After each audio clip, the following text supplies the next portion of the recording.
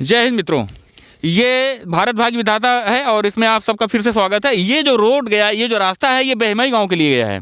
ये जो रास्ता है ये बहमई गांव के लिए गया है, जो आप लोग बड़ी भली भांति परिचित होंगे। बहमई में कानपुर देहात की सबसे बड़ी रिपोर्टिंग चौकी है।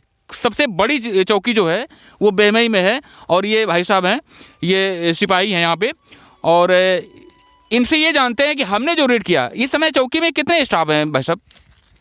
स्टाफ यहाँ पे मौजूदगी जो है थी पहले 2 कांस्टेबल ही, फिलहाल तो एक ही हूँ मैं।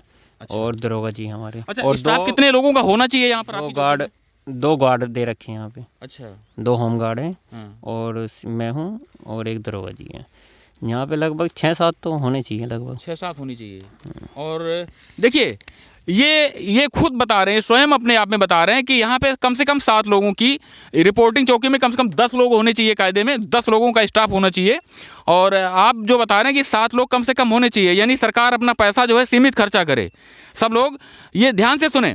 और ये सिपाही, ये भाई साहब हैं, ये बहमई चौकी के हैं और ये अभी बता रहे हैं कि मात्र दरोगा जी और ये हैं चौकी के अंदर, और वो भी अभी कहीं जा रहे हैं। दरोगा जी वहाँ पे चौकी में अकेले हैं। देखिए, कानून व्यवस्था मैन पावर से सही होगा और इसमें पुलिस के दोषी नहीं है, ये दोषी नहीं है।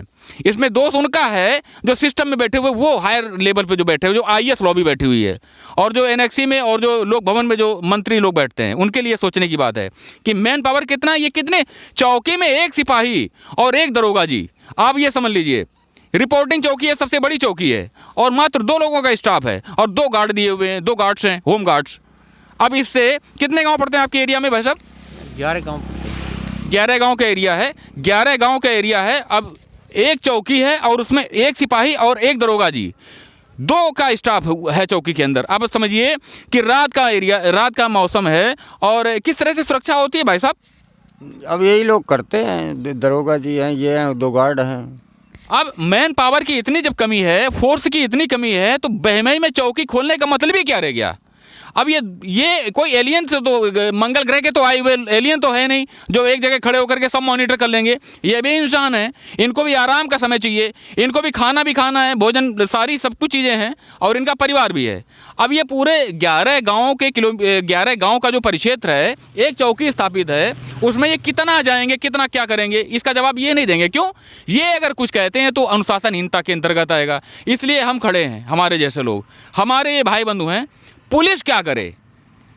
अभी कोई घटना होती है, कोई इस तरह की कोई बात होती है जिस एरिया में, रिपोर्टिंग चौकी में होती है, सिपाही जी देख लीजिए ये क्यों हो रहा है, मैन पावर ही कम है तो क्या होगा? तो ये जो कर्णधार, जो ऊपर बैठे हुए लोग हैं, ये चेत जाएं, ये सचेत हो जाएं।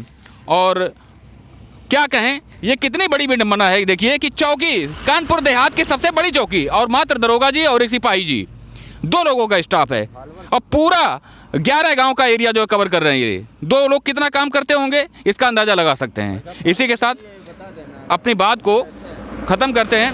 जय हिंद।